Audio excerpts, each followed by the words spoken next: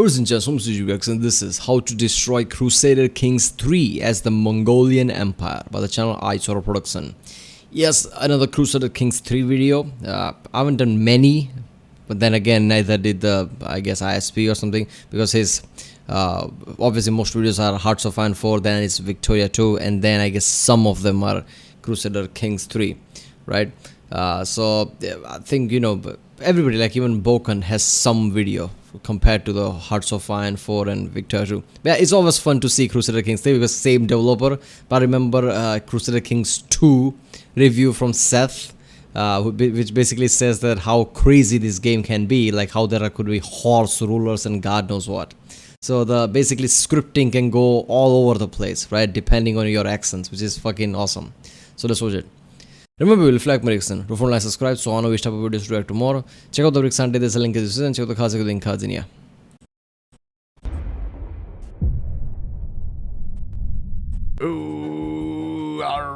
Hello everybody, and welcome back to a new game, a new patch, a brand new start, if you can't tell what's going on here. Yeah, it seems slightly impractical. Just gonna put that out there. So as you can read by the video title, today we are going to be looking at the Mongolian Empire. If you played the release patches of CK3, you know full well that the Mongol Empire, well, they never seem to do too well. But with the newest CK3 patch, they have been updated, and apparently the Mongolians now actually do a successful Mongolian invasion. But about that, because here's the thing. You don't have to really wait for Genghis to turn up when you yourself can just become Genghis. That's why today we're going to be taking over Khan Hongji of Great Lao. Look at him. Doesn't he look so serious? Now, playing as a tribal horde isn't... So before the patch, Mongols were really weak. Was that the case? I mean, AI basically never did much of invasion and did the Mongol things that Mongolians did. I mean, yeah, I could see how that could be a problem. Actually, damn fun. And for the simple fact, I start off and look how many vassals I have. That is a problem waiting to happen. Oh god, okay. Religion-wise, we're a bit all over the place too. This guy's Nestorian. I'm Mahayanan. And these guys are still Tengri, which, yeah, that's not looking too good. And that's a pretty big independence faction too, isn't it? Okay, but while our realm stability might not be, well, very stable, there is a pretty cool thing you can do if you play as someone over here and you meet a few requirements. That's right, why wait for Genghis Khan when you could just become him? And it's not too difficult. The only big thing we need to actually get it from the start here is become Tengri again and also get our prestige high enough, which we're already working on by romancing Kanamizwan Yi. She's a beautiful woman with a beautifully large hat. There we go. So I married a nice Tengri woman who has gone ahead and converted my son back to it. So now all I need to do is throw Khan Hongji off a, well, a very big building. That's pretty good. We just got ourselves the trait Brave through our little event thing, and now we have a 100% likelihood chance of dying in battle. So let's put this guy on a general. Oopsie daisy. Kong Hongji, he's well, he's brown bread. Wait a minute, what? I didn't get that. Guy on a general. Oopsie percent likelihood. So if you're brave, I mean, obviously your stats goes up, right? Martial prowess. Yeah, everything goes up, but then again, also chance of you dying in the battle also goes up. Opinion of brave characters 10, opinion of craven characters -10. So I guess it balanced in that way. But, likelihood going of 100%, so which means he will die in battle. Is that it? 100% must mean that he chance will of die. Dying in battle. So let's put this guy on a general. Oopsie daisy. Kong Hongji, he's well, he's brown bread. Now, this guy is Tengri. He's not the best leader. In fact, he's actually pretty terrible. And all we need to do is not die. Somehow. Wow. That's a pretty cool hat. So if you're wondering what I've been up to, I've just been conquering a few little provinces around and just constantly romancing my wives, who I keep divorcing and or murdering to get rid of. As you can see, we're actually almost up to exalted among men, which is all we need to become the greatest of Khans. Oops, looks like my wife died. On her no mysterious circumstances whatsoever. When you're picking out a new wife, you always want to make sure you have good traits that they agree with, so you can get the best romance buff, and they don't have much intrigue, so you can easily slip them the catalog. Poison. There you go. I've romanced my last woman with a very tall hat, and I've got myself the greatest of Khans, which did not take long at all. You can even do this a lot quicker, and now you get, well, you become Genghis Khan pretty much, and so there you go. It's me, Genghis Khan, or aka Kargan Jun of the Mongol Empire. And it's pretty good because, one, you get a whole bunch of special troops, the Mongol Horde troops, which are amazing. And two, you can just you get some crazy casus bellis that just invade everyone. So yeah. Let's get to it, shall we? There you go, just marching 36,000 very overpowered troops straight into the enemy's land. So one thing that's pretty cool to do is you go ahead and get Peacemaker. It goes Peace Acceptance plus 10, so you don't actually get the full 100% on people when you invade them. And when you're on a limited time budget as the Mongol Empire, because, you know, we're gotta outrun death right now to conquer as much as we can. That does actually make a big difference. Yeah. So there you go. Like I said, I've got up to 92% there, and I can already peace out from the peace acceptance thing, which is pretty damn beautiful. All right, this is seriously ridiculous. This kind of puts things into perspective, right? Look at that. In reality, Genghis Khan basically started to conquer, basically, then his dynasties, right? Conquered all the way up to Europe, right? It just seemed, I mean, just look at the, you know, the land, I mean, especially around that time, right? Around that time, traveling was no joke, right? Going from Europe to, I guess, Mongol Empire, that's a big ass distance. It's like somebody living in the other side of the world. After thinking something like that, just invading, you know, places after places, and then just going west and west until you reach Europe, that's some next level shit, right? Like how many OP level shit you must have that you just took out literally every single country province that you come across, and now you're slipping into Europe. Beautiful. Okay, so things are going well. Oh god, okay, I'm 57. I'm still feeling fine, bar the possession. Not too sure what's going to happen when I die, though. I've noticed my vassals are also conquering stuff up here, so that's pretty cool. And we've made it quite far west, and I think our next heir might also get our buffs, but he is he's an interesting fella. I just realized I have 49 people. 49 people in my prison. I can't even mass ransom them all, so I'm just gonna yeah, there you go. We've made it pretty much almost into Europe now, but I am going to go down into Georgia quickly for, well, I'm going to settle that whole international debacle going on currently by making it Mongolian. I have no idea how I'm still alive, though. My health is poor.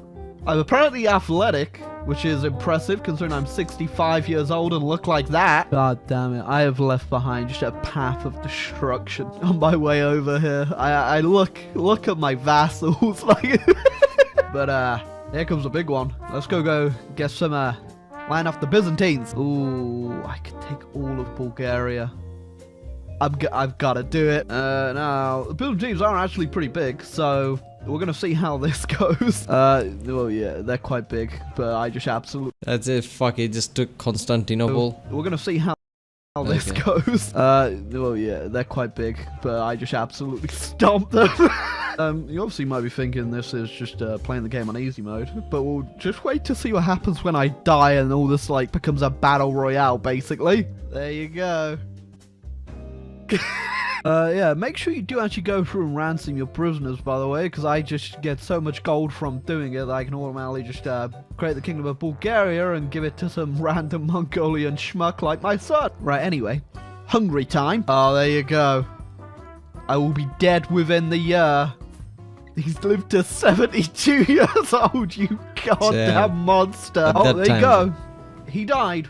Well, now my son, which he doesn't actually have the greatest of Khan trait, but I do think we don't keep our Mongol horde either. So I think when we get rid of these, they're gone forever. Oh, there you go. I merely got murdered on the other guy, by the way. Someone did not like him, and now we finished off our invasion by taking Hungary, and we've left behind quite the empire, that's for sure. But Yeah. oh, yeah. Yeah, it's not looking too good. I'm saying, is someone trying to subjugate me? Who the hell are you? Oh god, here you go. The great independence wars are going on. The Mongol Empire is fractured apart like no other, really. And I'm not really stopping the well, I'm not really going to stop it. So yeah, you break apart pretty damn easy. You can keep it together. I've kept it together before, and I've seen people keep it together. It's just it's not really worth it because there's something that comes after this that is much better to watch if you just let it burn to the ground. But yeah, ever so quickly as it came. I mean, throughout the history, anybody who created an empire, it was extremely hard to keep the empire, especially when the leader dies, right? In this case, many leaders dies already. It has been completely dismantled. Like I said, you can pretty easily keep a hold of the empire, just don't take too much. But we are not done just yet. Now we just have to wait 60 years or so and something interesting might happen. Oh, I guess that's not the only bizarro thing going on in that game, though. I do want to note that you actually still have your Mongol invasion casus belli. You just don't really have the troops to back it up. Well, just yeah. There you go. Well, I'm just waiting around now. I've kind of stabilized something here. We're very broken up in terms of our empire. We've just got a big chunk over here, and then a big chunk over here, and then a small chunk in Hungary somehow. This game is absolutely bizarre. What? Oh, that's what we've been waiting. What I don't get it is that this is a time of conquering, right? Around this time period. How can your small Mongol empire places somewhere which basically have no supply connection to your mainland? How does those places survive? How the fuck neighboring countries don't just basically take it over again? Waiting for... Guess who's arrived? So yeah, despite the fact you've gone ahead and well, already done the greatest of Khans, Genghis Khan still spawns. You will have to character swap over to play as him, which is not really that much of a problem. But yeah, he starts off with a whole bunch of prestige, one of these traits which actually gets passed on to his son as well. So you get two rulers to have these buffs, unlike the other one. And you get a whole new bunch of overpowered units. Although this does seem pretty interesting because I'm sure we've broken the game a little bit because it is the Mongol invasion of Mongolia. And I'm at war with myself. I think I might be a little bit crazy. So, yep. Back we go. I mean, wait a minute, so what happened there was another Mongolia basically became independent or something, so Temujin had to invade it. I know we've already done Mongol Invasion 1, but what about second Mongol invasion? Playing as Genghis or Temujin is actually a whole different ballgame for the simple fact that you actually get subjugation casus belli, and you can also just go ahead and demand subjugation. And if they say no, well, immediately go to war with them. Oh look, now you see it, and well, now you don't. Can you tell we're having a little bit of a plague outbreak going on? Oh. Welcome back to Hungary, boys. If you look closely, you might see the mass graves of the other few thousand Mongol troops that I left here to die. There you go, just another pillaging of the Byzantine Empire, and we are looking disgusting. Well, to say we haven't entered Europe would definitely be a lie at this point. But here comes the big one. You know what, Genghis? I think we gotta get you a new style. There you go. Why isn't Genghis ever, like, depicted like that? That's how he actually looked with his little dunce hat on. There you go, that's the great pillaging of the Holy Roman Empire. Damn, okay. Yeah, I like about this game so far is that the historical events, like you obviously Rise of Temujin, it's not just some scripted event that happens in the game mechanics. Like Temujin comes with some unique attributes, stronger overall stats, and some unique style and unique, I guess, army squads or whatever. that Mongols didn't have before. So clearly, if you have all that, that's an advantage, massive advantage. So regardless of if you're controlling it or AI is controlling it, Temujin will rise because of all those stats, which is the interesting thing. Oh my god, that is so many titles! Again, I wouldn't say this is really, that overpowered or, terrible, really. But, yeah, but that probably is. Look at that, he just carved through. Oh, the Pope's called a crusade against me, which, unluckily for him, I don't speak Pope. After swatting Christian flies for the past, I don't know how long, the crusade is over. The Mongol Empire reigns supreme. Anyway, let's go kill England. Oh, there you go. Good old Genghis. He's hit there. He's dead. He's really dead. There you go. Just like Julius Caesar before taking England died. All of England. Now, the cool thing is, whilst you're probably going to get a whole bunch of factions against you now, it doesn't matter because your next leader after Genghis also gets the Greatest Khan buff, which is, it's really good, but when he dies, stuff does tend to go to hell. But I think you've probably seen enough of me just carving out of everything. Yeah, this was just a little show off the Mongol Empire and how it works and see. Yeah, in reality, Genghis' son's son, I guess, was the Kublai, right? Kublai Khan, who was the last guy who actually ruled the major portion of Mongol Empire, like the peak of Mongol Empire. Mongol Empire reached far places and were really prosperous under Kublai, if I remember, but he was the last guy. After that, everything went to shit. So I don't know why it just basically stat just carry over to the son and not the grandson too.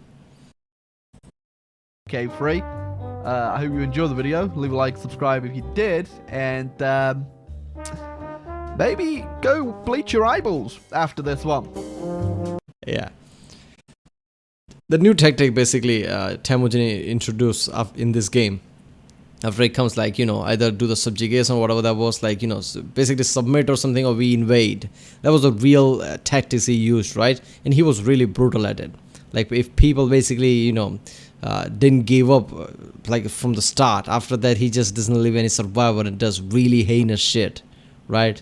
Just for example, right? Setting an example, right? Somebody insulted, I don't know, what was his son-in-law or something, and he just basically killed in the entire town in one of the most brutal way. And these stories are just so fucked up.